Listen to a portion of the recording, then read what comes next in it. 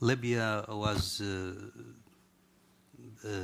at the center of attention probably of everybody on the 17th of February, simply because of its strategic position, of its position of strategic commodities such as oil, natural gas, renewable energies, etc., etc. It seems that our partners forgot that in Libya, when the regime fell down, the state fell down also, which is totally the opposite of what took place in Egypt and Tunisia.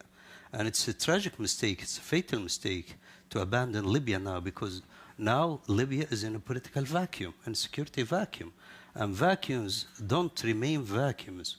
Extremism might spread at any moment, and I'm afraid its early indicators are there right now. This is a historical phase that we have to pass through. It has to rain before we can get flowers, It's going to take generations and generations. For the West and for the Arab Spring countries, we have to read from the same page. They are approaching us with their own perspective. We have our own priorities.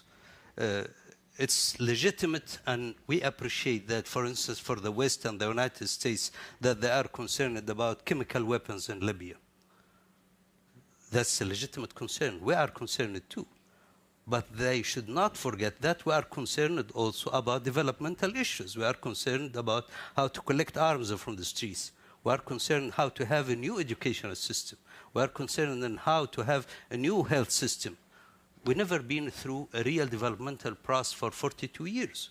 This is our main concern.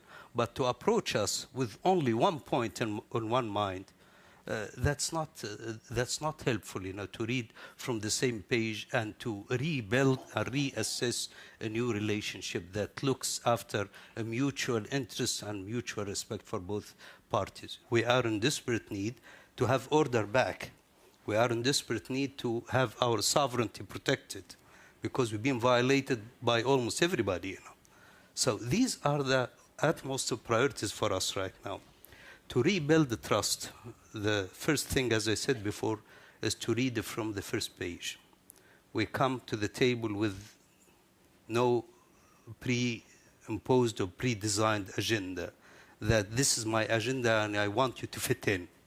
No, we develop the agenda together. One of the big challenges for engagement, when you have the end of a regime and the beginning of something new, something that looks like it could be what I call deep democracy in the future, is that the big tanker-like institutions, of which the European Commission, as I'm Vice President of that, is one, have to find ways to engage with a different order. There aren't civil servants, there aren't bureaucracies to engage with. They're just groups of people, and groups of people who themselves are often in a transitional phase, unwilling to make long-term decisions. Not surprisingly, I disagree that we've abandoned Libya. In terms of, I think, the media and the imagery, not surprisingly too, Syria has become the picture that we're all looking at and where we're all putting as much effort as possible, and I'll come on to that. But in terms of what we're trying to do in Libya, from a European perspective, we've worked out very clearly with the interim government, with our colleagues and partners from the United Nations, where we think we can add value to what's happening. So people looking at the security sector reform, border management, how to support the growth and development of this infrastructure of capacity to be able to ensure that delivery can take place by a government that didn't have an infrastructure before. I think what I was alluding to earlier about the challenges of trying to engage with those who themselves are interim is difficult on both sides, because you're trying to set down a long-term strategic plan as much as short-term help. And what Europe does extremely well is be there for the long term. And equally, these are leaders who don't feel that they can always answer for the long term, because they're not going to be necessarily the elected leaders of the future. In Syria, for example, We had many American officials trooping to see President Assad and his British wife, and they came back with the conclusion that certainly this individual is a next-generation reformer. It turned out to be deadly wrong. He's a killer. He was hosting and transiting people who went into Iran and killed American soldiers.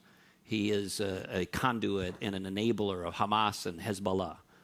So to look back now with the benefit of hindsight to say, impressionistically, we were going to embrace him based on imagery and rhetoric, when in fact his behavior, even then, and certainly more recently and certainly now, reveals a very different and more deadly story. We need to be clear-eyed, not based on the flourishing rhetoric, but based on the behavior and the results and the outcomes. I'm not calling for boots on the ground, but I think the presumption that Assad will inevitably fall, I think, is debatable given his willingness to kill his way to victory.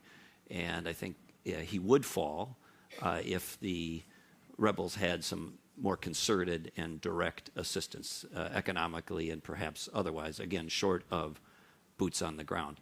But to stand by and watch this day by day now and over time potentially allow himself to reassert control over the country or most of it, I think it's a very, would be a very disappointing result, to say the least. We are suggesting a Marshall Plan, a new Marshall Plan, a sui generis Marshall Plan toward the region, because it's very complex, and we have a genuine approach to find a solution. We need the mechanism and the Marshall Plan, a new Marshall Plan, something similar to the area, maybe is for the time being will be very useful, because it's not a push-button solution.